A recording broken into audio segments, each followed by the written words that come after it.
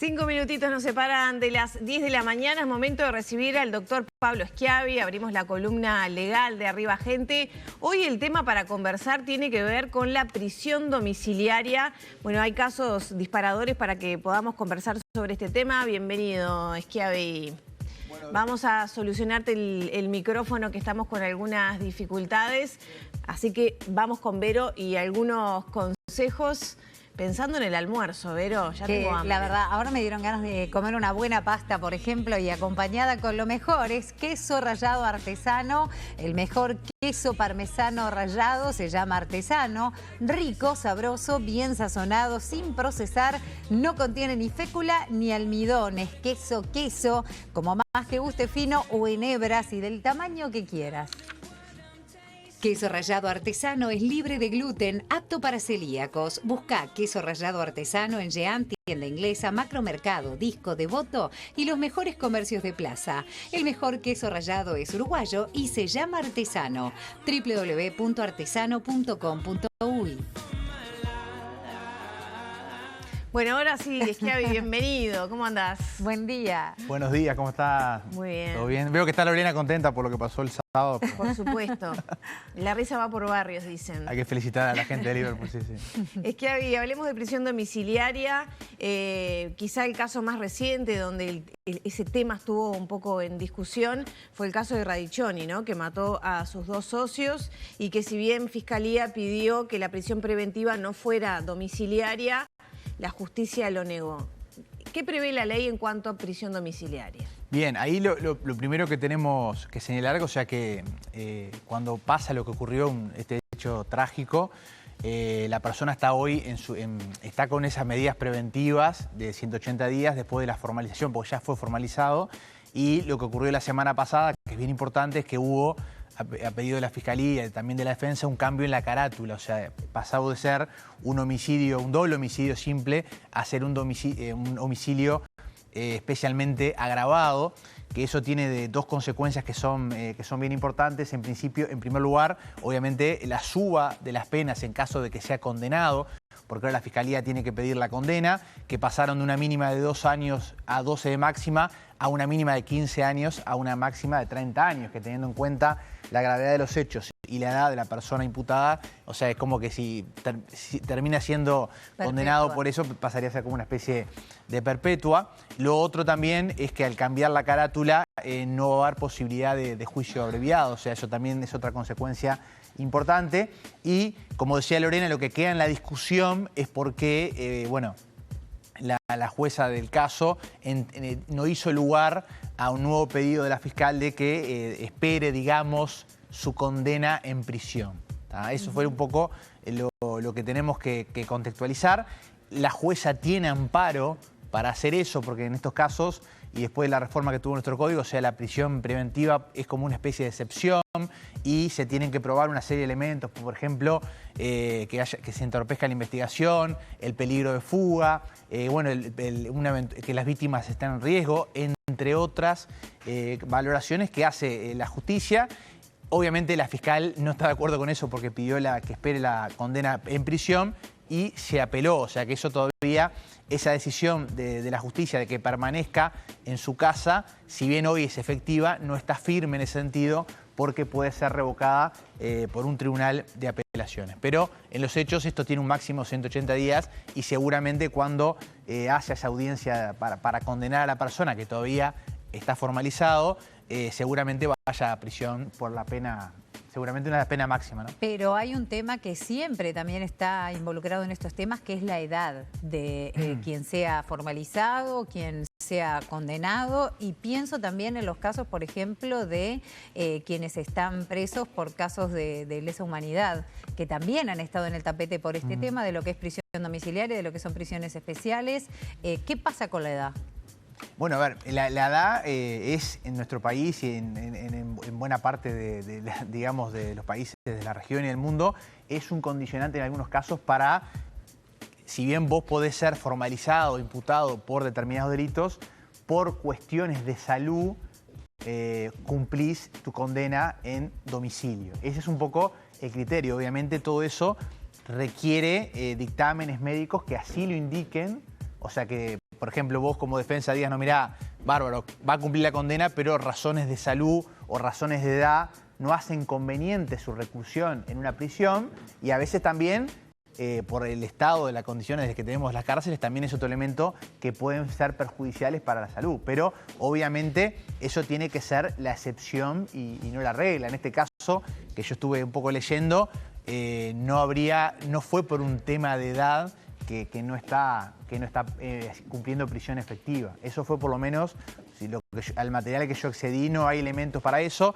Lo que creo que tiene razón la defensa en este caso, podría llegar a haber un peligro de fuga, que eso la fiscal, la jueza entendió que no, la fiscal que sí, porque, a ver, la persona esta que está cumpliendo esa prisión en su casa está obviamente con dispositivos electrónicos, con tobillera, que aparentemente, bueno, se habían apagado durante algunas horas, que no se cumplió con eso, pero no se pudo demostrar. Porque uno si está con prisión en su casa, con tobillera, y si incumple ese régimen, automáticamente pasa a prisión efectiva, debería. Pero en este caso no se pudo controlar para ese extremo, y por eso no se cambió. No, pero ese punto para mí es clave, porque uno dice, que alcanza que supuestamente no se pueda comprobar que no salió de su casa, ¿no es suficiente delito o falta de que esa tobillera estuviera fuera de servicio, que cabe asumir que debe ser responsabilidad de quien la tiene? Bueno, por lo que trascendió, la tobillera, ese dispositivo dejó de funcionar durante un lapso de tiempo, pero no se comprobó tal falla por la policía in situ, porque en ese caso, si la tobillera deja de funcionar o lo pierden del radar que tienen los sistemas, la policía tiene que comparecer en el hogar a ver si estaba o no estaba, qué fue lo que pasó.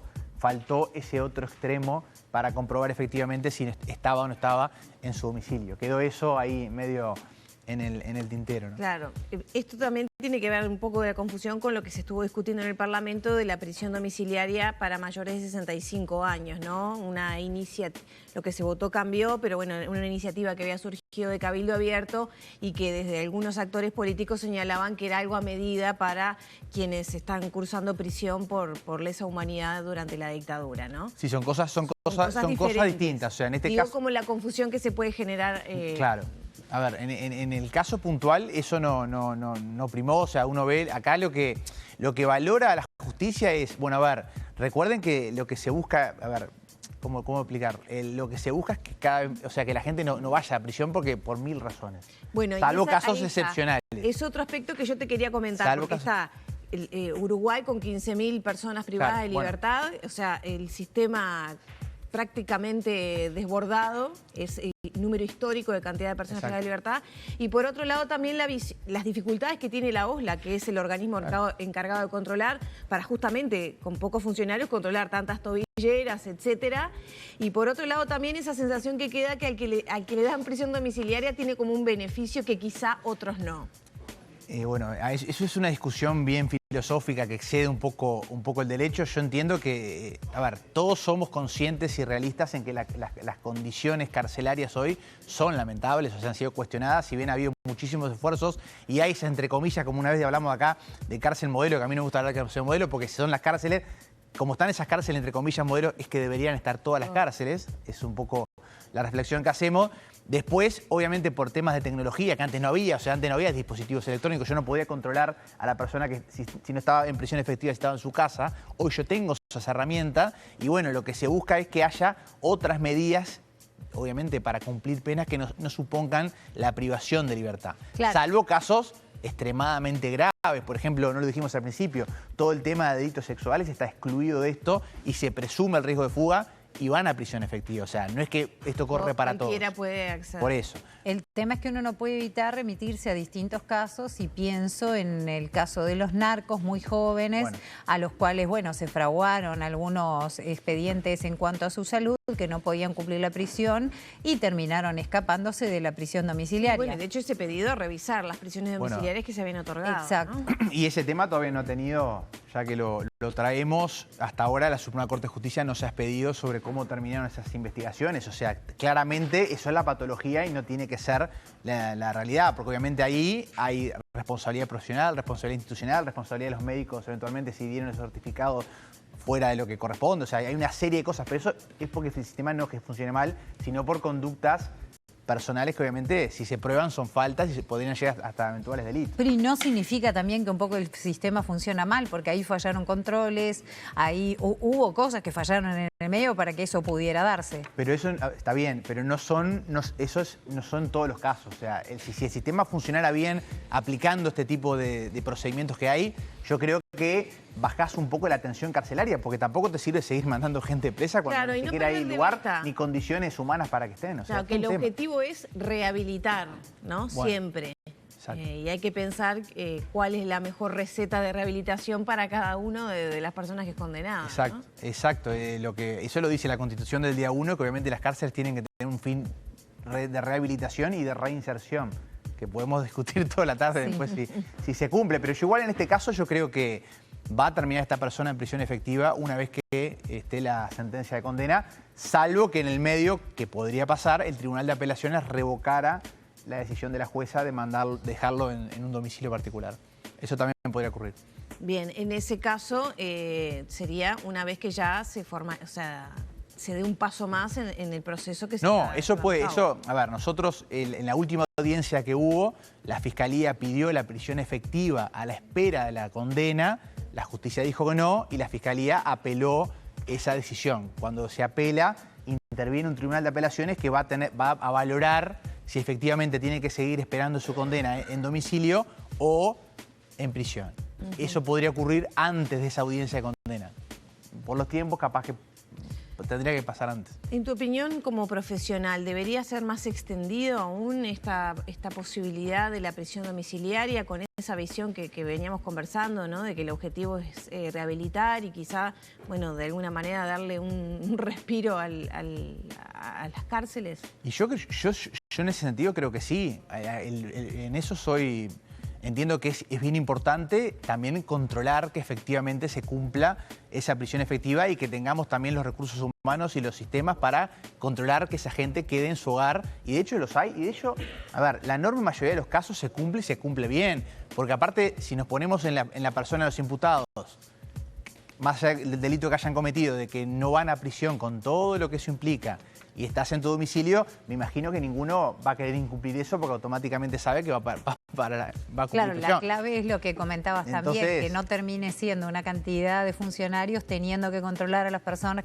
y al final termina siendo un círculo vicioso. Y yo creo que eso con tecnología que la hay, creo que no necesitas tantos funcionarios. O sea, porque eso con la tecnología hoy te permite saber dónde estamos nosotros ahora los tres sentados. Imagínate en caso de que haya alguna tobillera o prisión domiciliaria. O sea, no tendría que ser un problema hoy el control. Muy bien, muchas gracias, Pablo. Bueno, muchas gracias. Yo aprovecho, hoy tenemos la última columna del año, agradecer a la producción. Ha sido un gusto acompañarlas durante todo este semestre y bueno, nos volvemos a ver entonces el año que viene. Un gusto contar contigo y buen descanso. Vamos arriba. Tal Muchas igual. gracias. Que pasen